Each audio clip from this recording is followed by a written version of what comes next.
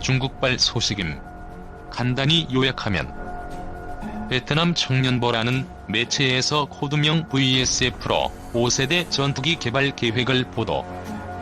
베트남 국방부에서 국가항공 제작소에서 맡기로 했다고 함. VSF 디자인이 너무 F-21랑 비슷해서 놀림감이 됨. 알고 보니 저 VSF 디자인은 한국과 협력하기로 결정한 이후 발표한 것. 한국과 협의된 것은 초기에는 40%를 베트남에서 만드는 걸 목표로 하고 최종적으로 10년에서 20년 내 완전한 베트남 생산이 목표. 스텔스 기능을 일부 장착한 차세대 한국형 전투기의 실물 모형이 14일 처음으로 외부에 공개됐다. 이날 경기 성남 서울공항에서 열린 서울국제항공우주 및 방위산업 전시회 프레스데이에서는 각종 무기를 장착한 KF-X 전투기의 모습이 공개돼 사람들의 관심을 끌었다. KF-X 사업을 주관하는 한국항공우주산업이 공개한 재원에 따르면 KF-X 전투기의 폭은 11.2m, 길이는 16.9m의 높이가 4.7m다. 최대 추력은 44,000파운드, 최대 이륙重量은 25,600kg이다. 최대 속도는 마하 1.81, 항속거리는 2,900km에 달한다. 최대 탑재량은 7,700kg다. KF-X 전투기의 특징은 제한된 스텔스 기능을 장착했다는 것이다. 레이더 반사 면적을 줄일 수 있는 형상으로 제작돼 정레이더의 탐지율을 낮췄다. 모형을 자세히 살펴보면 주익과 미익의 각도가 유사해 레이더의 반사 면적을 줄일 수 있게 설계됐다. 또한 V자형 꼬리 날개 형태로 제작되며 레이더의 반사 면적을 줄일 수 있는 모습을 갖췄다는 게 특징이다. KF-X 전투기의 무장으로는 단거리 공대공 미사일인 독일제 IRIS-T, 중거리 공대공 미사일, 유도장치가 탑재돼 지상 정밀 폭격이 가능한 BLU-109 레이저 유도 폭탄 등의 공대지 미사일을 탑재한다. 또 한국이 도입한 공중급유기로부터 공중급유가 가능하도록 급유장치도 설계돼 있다. 무엇보다 한국 공군이 미국으로부터 도입한 F-35E 스텔스 전투기보다 기동성이 뛰어나다는 설명이다. 전하묵 하이 책임연구원은 F-35A는 5세대 전투기에 속하지만 KF-X는 4.5세대 전투기라며 F-35A보다 운영비용이 절반가량 적게 들고 기동 능력이 더욱 우수하다는 장점이 있다고 설명했다.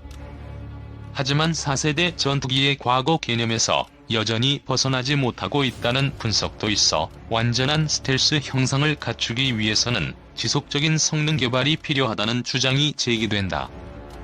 자칫 잘못하다가는 기동성만 좋은 4세대 전투기란 오명을 쓸 수 있다는 우려도 나온다. 일단 KF-X 전투기에는 완전한 내부 무장창 형태가 아닌 반매립 형태로 돼 있어 레이더에 탐지될 확률이 높다. 또 전자광학 추적 장비와 적외선 감시 추적 장비가 내장 센서가 아닌 전투기 동체 외부에 탑재된 레이더에 탐지될 가능성을 높인 것도 아직은 한계로 꼽히고 있다. 카이 측은 5세대 전투기와 비교해 상대적으로 떨어지는 스텔스 기술에 대해서는 개발이 완료된 이후에도 계속 강화해 나간다는 방침이다.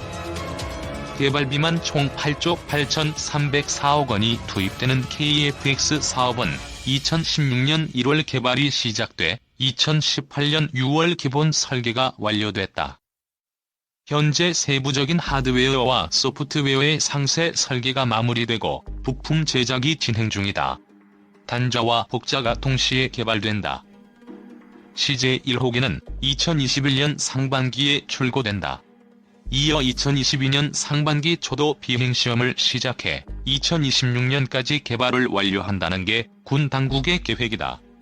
KF-X는 부품 국산화 등을 고려해 초도 생산 물량은 일단 6대를 제작한다. 아직까지 KF-X의 제식명칭은 정해지지 않았다. KF-70 등의 제식명칭이 일각에서는 거론되고 있지만 군 당국은 아직 정해진 게 없으며 추후 별도로 명명식을 진행한다는 방침이다.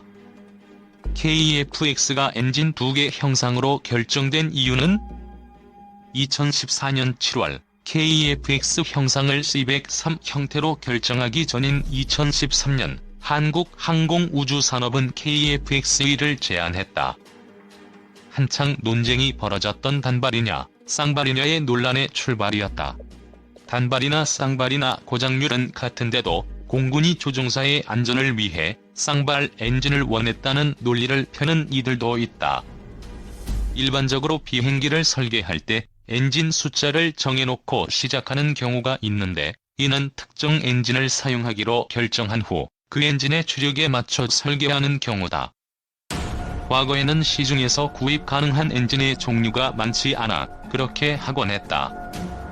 그러나 요즘 들어서는 필요한 총 추력을 산출해 이에 맞는 엔진을 찾거나 원하는 엔진이 없을 경우 충족 조건에 가장 가까운 엔진을 업그레이드해서 사용하도록 계획을 짠다. 필요한 총 추력은 최대 속도와 가속력 같은 항공기 성능 변수는 물론 유상하중까지 여러 변수를 종합 판단해 결정한다. KEFX C103 형상의 성능을 엔진 1대로 내려면 엔진의 최대 추력이 35,000파운드가량 되어야 한다.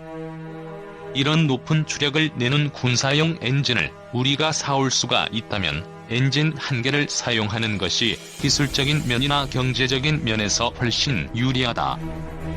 현재 F-35E가 사용하고 있는 PW-F-135 엔진이 이 조건을 충족한다. 문제는 이 엔진을 미국이 절대 외국에 팔지 않는다는 데 있다. 따라서 KEFX C103 형상은 최대 추력 2만 파운드를 내는 엔진 2개를 달 수밖에 없다. 그래서 쌍발 엔진으로 결론이 난 것이다. 현재 미국지의 F414 엔진과 유럽 컨소시움 유로젯의 EJ200 엔진이 KEFX 엔진 조건에 충족되는데, 두 회사는 서로 자기네 엔진이 뛰어나다고 경합을 벌이고 있다. 전투기는 갈수록 추력 대중량비가 높아지고 있다. 즉 더욱 강력한 엔진이 필요한 것이다. 그 이유는 사거리가 점점 길어지고 있는 공대지 미사일과 지상 공격용 무기체계의 하중이 계속 증가하고 있기 때문이다. 또 항공무기체계 탑재 중량 증가에 대비할 수 있어야 한다. 아울러 중대형 항공기에 탑재되어 시험되고 있는 레이저 무기체계가 전투기용으로 개발될 것이 확실하므로 대용량 전기발전기 탑재도 염두에 둬야 한다. 이러한 관점에서 한국형 차세대 전투기가 쌍발 엔진 형상으로 결정된 것은 올바른 판단이다. 4. 카이가 단발 엔진 KEFX-E를 제안한 배경은? 그렇다면 한국 항공우주산업이 C103에 비해 저체급인 싱글 엔진 KEFX-E 형상을 제안한 이유는 무엇일까? ADD가 제안한 C103 형상의 전투기를 개발할 자신이 없어서 카이가 발을 빼려 했다는 치킨 논리를 편 사람도 있었다. 카이의 입장에서 보면 지금까지 개발해온 T-50과 파생형인 FA-50을 베이스로 한 KEFX-E로 KEFX를 개발할 수 있다면 시너지 효과로 개발 비용도 줄이고 개발 위험 부담도 감소시킬 수 있었던 것이다. 더구나 과거 KEFX 국내 개발을 반대해온 한국개발연구원이나 키더가 내세워온 소위 경제성 논리에도 부합한 것이 싱글 엔진이었다. 그런데 당시 카이가 가장 두려워했던 것은 따로 있었다. 바로 KEFX 사업 자체가 무산되는 경우였다. 2012년 탐색 개발이 끝나고 ADD는 C103 형상을 기본으로 한 KEFX 개발 총 예산을 6조 원 이내로 정부에 보고했다. 넘어야 할 절차가 남아있었지만 자사가 KEFX의 체계 개발 업체로 선정될 것으로 확신하고 있던 카이는 개발 비용이 9조 원 정도가 들어갈 것으로 예측했다. 문제는 과연 정부가 엄청난 예산을 확보해 주겠느냐 하는 우려였다. 결국 카이는 나름대로 당시 공군의 ROC를 충족하면서 6조 원 이내로 개발할 수 있다고 확신한 KEFX-E 형상 카드를 들고 나올 수밖에 없었던 것이다. KEFX 사업의 목표 중 하나는 독자적 성능 개량 능력을 확보하는 것이다. 이를 위해 4대 핵심 기술 확보는 전투기 독자 개발의 중요한 요소이다. 4대 핵심 기술의 자립화 자체가 KF-X 사업의 중요 목표이기도 하다. 우선 4대 핵심 기술 중 가장 중요한 A사 레이더에 대해 알아보자. 이 레이더는 안테나가 고정된 상태에서 전파 각도를 전자적으로 조절하는 방식이다. 공대공, 공대지, 공대의 표적에 대한 다중 동시 탐색, 추적하는 기능을 갖춘 최첨단 전자식 레이더이다. 기계식 레이더는 사람의 눈, A사 레이더는 잠자리의 눈에 비유할 수 있다. 즉 사람 눈은 옆에 있는 목표물을 보려면 눈동자를 기계적으로 움직여야 볼 수 있지만 수많은 작은 눈으로 이루어진 잠자리 눈은 눈동자 움직임 없이 훨씬 넓은 각도를 볼 수 있다. 적외선 탐지 추적 장치는 용어 그대로 적전투기나 대공 미사일에서 방사되는 적외선 신호를 탐지, 추적해 조종사에게 표적 정보를 알려주는 전자장비이다.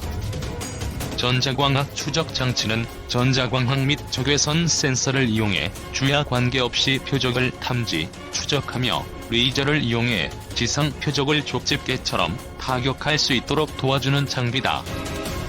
RF 잠머는 주파수 전자파 방해 장비이다. 적에게서 위험 전자파 신호를 수신해 고출력 전자파로 적이 전자장비를 교란시키는 장비인 것이다.